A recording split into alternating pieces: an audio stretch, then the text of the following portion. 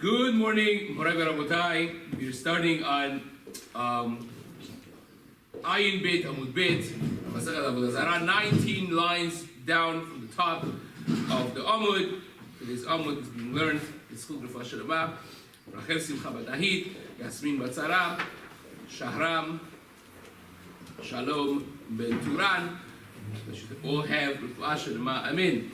Continuing on the Sugya of Yain Nesech. Amar lehu Rav Chisda lehanahu sevita. The wine sellers, the Jewish wine sellers, they had a shiur together with Rav Chisda, and he tells them, says, when you pour wine, ki kailitu chamra le'ovdei kochavim. When you pour wine for ovdei kochavim, you have a problem to be careful in. When you pour the wine, you should do either of two things. Either, says the Gemara, katfi ktufi, either pour and stop quickly in a way that before the stream of wine hits the barrel, they should already be stopped from the top. So therefore you have no direct connection of the top wine and the bottom wine, the yayin nesech, which may be contained in the bottom of the barrel of the goy, was buying wine, with the wine on top of the barrel that you pouring in. So you pour a little, stop, let it go down, pour a little more. So that's how you do it in a way that you don't connect the wine of the Ovdei Kochavim in the remnants, the residue of wine in the bottom of the vessel that they have with the wine that you have in your hand. Or that, either that, says the Gemara, or inami nafti nefutz. The second option is probably even harder. It says instead of pouring, step back a few steps and squeeze the wine. I don't know exactly how the bottle was, but this way you're not having a vertical stream of wine. You are pouring it from the side. You're squirting the wine, and also there's no direct pour of the wine that's kasher into the wine that's pasul. Says the Gemara, Amaru Rava lahanahu shefochai. Rava had workers that were working and pouring wine. He shafchitu chamra. He says to them, when you pour wine, lo mikrav oved kochavim nesaya ba'adaychu. You should not let an oved kochavim coming and helping you with the poor. Why? Dilma mishtalitu, because maybe you will forget. The heat of the moment, you have this big barrel in your hand. He is helping with the bottom of this, to tilt it, to pour carefully inside the kli of the other kli that you're pouring in. And you may forget for a moment and let go. And who is holding the whole thing, pouring? The guy. It happens. You know, in the middle of the work, you may forget. So therefore, don't let them help you when you are pouring wine. Mishtalitu v'shaditu le, and you're just going to leave and lay the entire weight on him. V'ka'ati mikochom, and then the whole wine is pouring only from the koach of the kochavim. It's not Messiah anymore, it's not just helping out, but he is actually pouring the wine. Of course, is going to be a problem. Now, Gemara says, how Gavram, the Asi Chamra Begishta Ubar Gishta, Ve'ata Ovet Kochavim Anach Yadeh Agishta. They had a system, people use this still, for any liquid that you have to empty out from one container to another. Many people use this for their fish tank. This laws of physics that if you have a pipe that's vacuumed, completely filled, no air, completely filled with the liquid, and you put one end of it in one container, another end of it in a different container, as long as one of them is lower than the other one, the liquid goes from the higher one to the lower one. Automatically, you could empty out hundreds of gallons of water without you even touching it. So they used to use this for barrels of wine as well. You would have one container on the top, one container on the bottom, and you had, the way they did it was two straws, two pieces of reed that was connected together, and one of them would come down, they would fill it in, and put them in the barrels of wine, and it would just continuously pour out from one to another automatically without any help, right? Especially with larger vessels of wine, which is hard to tilt and hold. That's how they used it. Now, a goy came, he had this thing, and put his hand stopping this stream of wine that was pouring inside his vessel or whatnot. So now his finger is holding the stream of wine, which is in this pipe, connected to the mother vessel, let's call it, that you're pouring from. What's the halacha? What's the halacha of the wine which is in the original big container?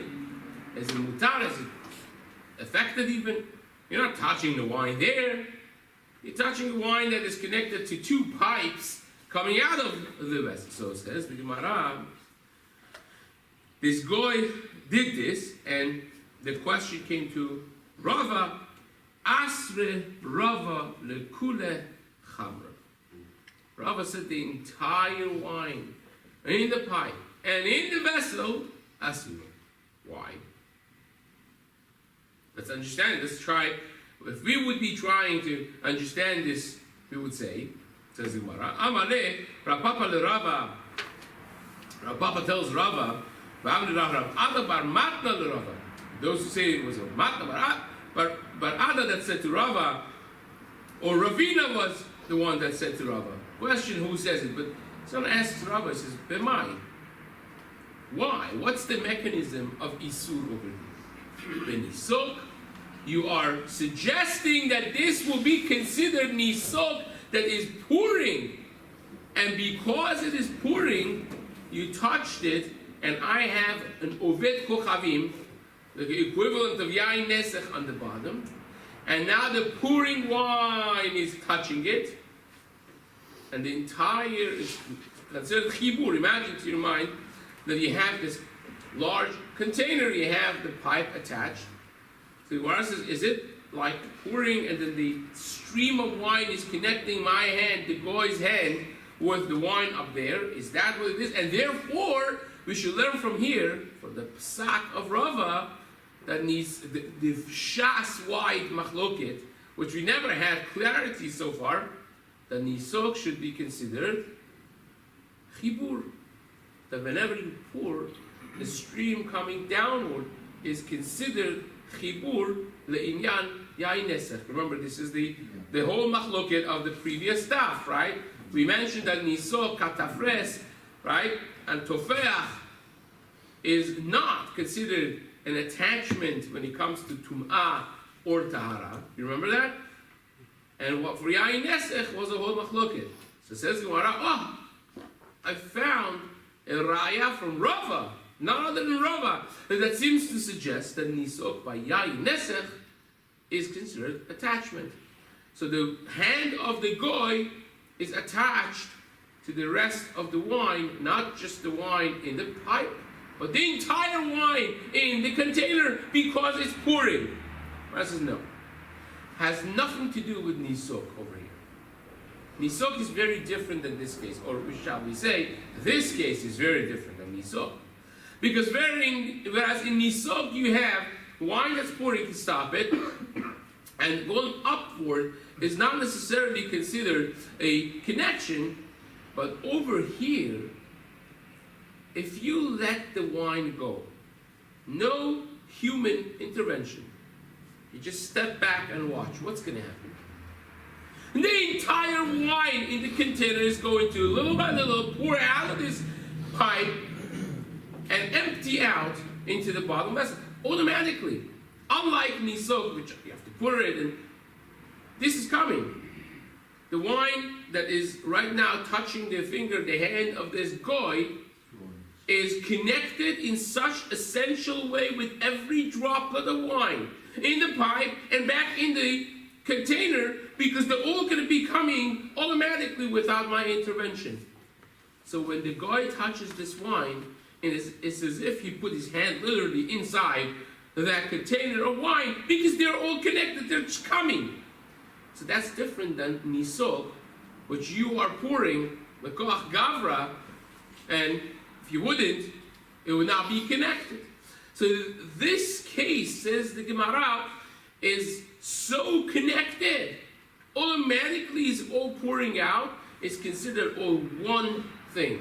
So just like if the guy would put his hand, his finger inside a large container of wine, you would say what? The whole wine is asur, of course. Mm-hmm.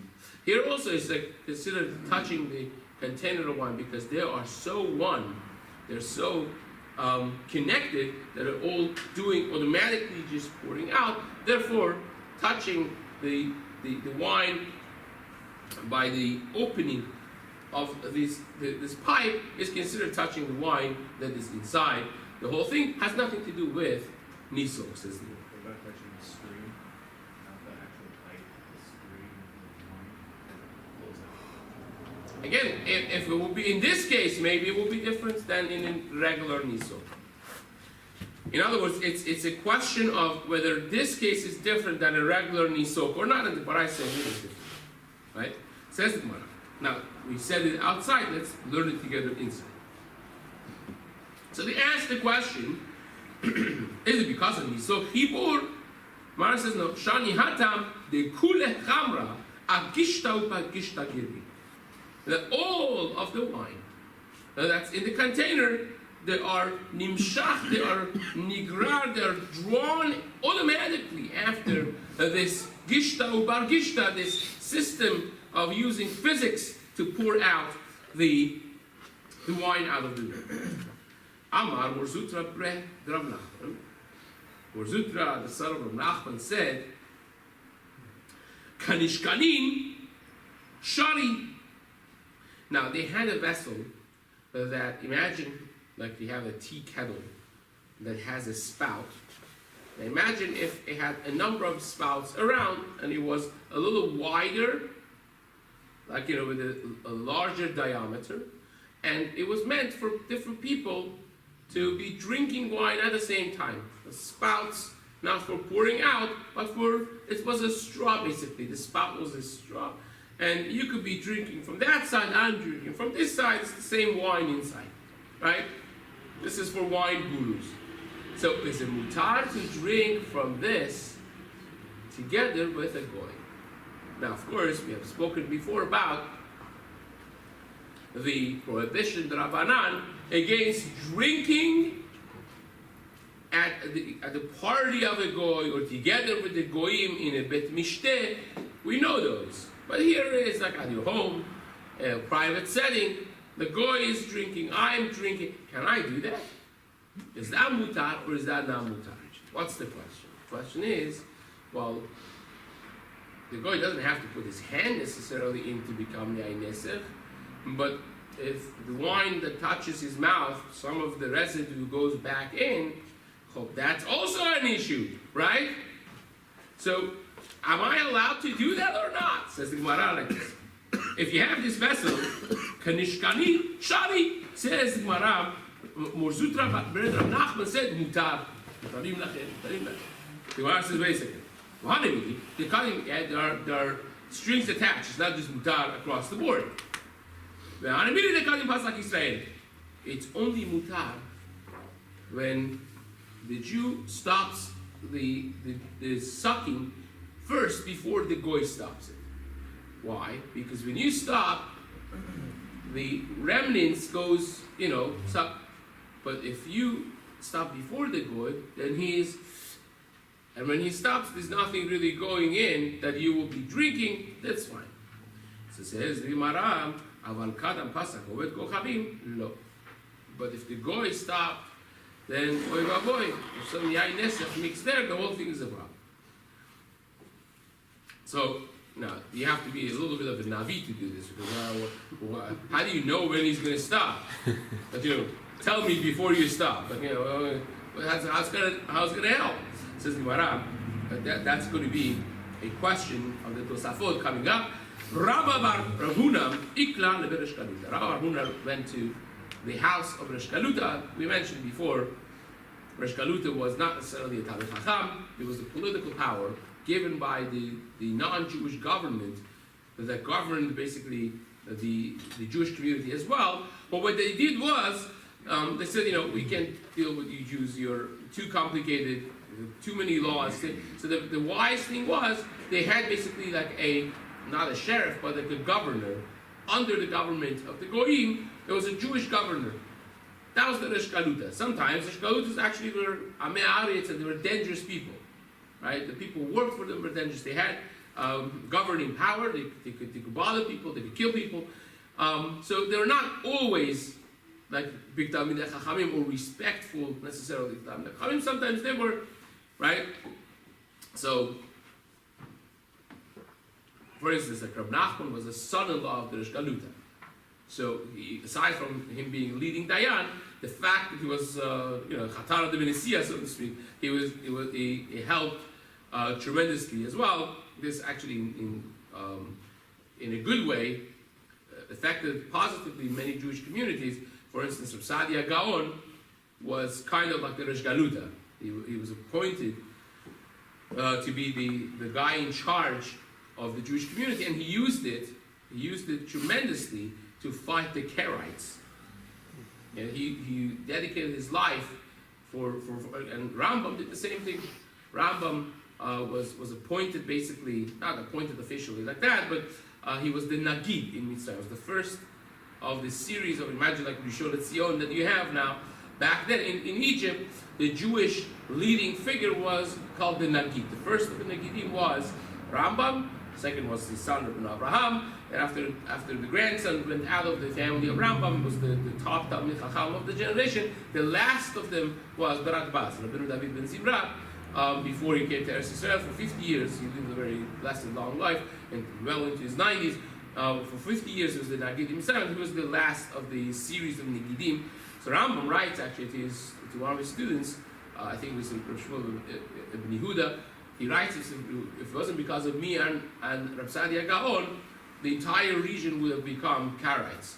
Rambam used his governmental power to enforce laws on mikvaot and many other many other things that the Karaites would not necessarily subscribe to. So it says the Gemara, Rabba bar Rav Huna ikla leber Rosh Kaluta. He got to the house of Rosh Kaluta. Shara le'u le'mishtabeh kenishkanim. He said, this vessel with the spouts, with the straws, mutar. It says the Gemara, there are those who say, not only he said that, but Rabba bar Rav Huna gufe ishti bekenishkanim. Now he himself did drink with this vessel of Kishan. Now the Tosafot is very much farther. It's of course the simple understanding of Gemara and Rashi is that he actually was comfortable doing it. It's mutar. You just be careful to do a little sit and let go. The Tosafot is not like this, right? The first Tosafot on the daf over here says, do you think Rabbi bar Huna would really take this risk of drinking a safek yain nesech if the guy stops, even though be the Rabbanan? But you think he would have taken this risk? It's not midat chassidut at all. Doesn't sound like one, right? So it says the Tosafot. It's not necessarily that pshat, but says the Tosafot upirash brach de lo mairi im ubet kochavim ela shaya shotei Yisrael bekenishkanin. He was doing it with the Jews together. He was not necessarily doing it with goyim. So what's the chidush? You'll say. What's the chidush? The chidush is the Gemara, not here, but we have different Gemaras in Sotah, in Sanhedrin, of drinking wine, brachot. Drinking wine in a public setting is very joyful. And maybe at the time that we don't have the Beit HaMikdash, many were careful not to do these types of things. Some people didn't have music, like the Gemara in Gittin talks about in Davav and Zayin. of having music at the time that you were drinking and so on. So therefore, the Chidush says that Tosafot is completely something else. But again, Rashi understands the Gemara Kipshuto that Rabbi Bar Huna was Mekel himself even to drink with a goy. Just be very careful to stop quickly before you understand that the goy is going to be finishing his sipping, and that would be a mutar as well. Now let's quickly just do the Mishnah over here, 2-3 lines. Says the Mishnah, Yain Nesech Asur. Yain Nesech, of course, is Asur B'Hana'ah, Ve'oser Be'kol Shehu. And if it gets mixed with wine that is kasher, is Asur Be'kol Shehu. Standing on Erev Pesach is very much meaningful because, the Chametz is going to become Asur Be'kol Shehu on Pesach as well, right? It says the Gemara, Yain B'Yain, Mayim B'Mayim, Be'kol Shehu. It's Yain B'Yain. That means if you have Yain Nesech getting mixed with regular wine, it's Kol Shehu, that we said. The same is with Mayim B'Mayim. If a goy was Menasech, poured water, right? That's Mayim, in a regular wine. In a regular water, rather. You have water that is Nesech, Mayim Nesech. I mean, never had this before. But they could pour also, they copied everything that was in the Beit HaMikdash. On Sukkot, we have Nisuch HaMayim. So if they poured water for the Avodah Zarah, and that water gets mixed with water, either of those two is Be'kol Shehu. A little bit asses the whole thing. Yain B'Mayim, Mayim B'Yayin. But if you have a mixture of two different types, water with wine, wine with water, then it's going to be Benoten Tam. It's only Asur when he gives taste, when he has Noten Tam. Ze Haklal. This is the rule of thumb, says the Mishnah. Min B'Mino B'Mashu. Remember, we opened to this Mishnah a few days ago when we started this Sugi after Arobot, because this is the mother Mishnah really for this subject. If you have Min B'Mino, if you have the same type mixing with its own type, then the Isur is much more severe. Even the mushroom is going to be Asur.